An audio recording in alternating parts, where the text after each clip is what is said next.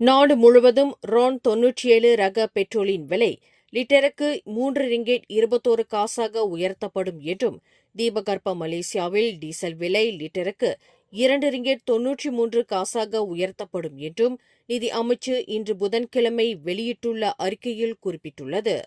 அதேவேளையில் சவா, சரவா மற்றும் லபுவானில் டீசலின் விலை லிட்டருக்கு 2 ரிங்கெட் 15 காசாக தொடரும் என்றும் அவ்வறிக்கையில் கூறப்பட்டுள்ளது.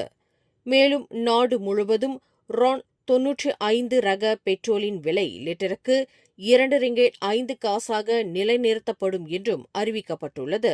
இப்புதிய விலை செப்டம்பர் 18 முதல் 24ஆம் தேதி வரை அமல்படுத்தப்படும் என்றும் இன்று வெளியிட்டுள்ள அறிக்கையில் குறிப்பிட்டுள்ளது.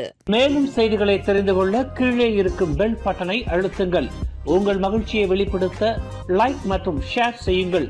தொடர்ந்து திசைகளோடு இணைந்திருக்க சப்ஸ்கிரைப் செய்யுங்கள்.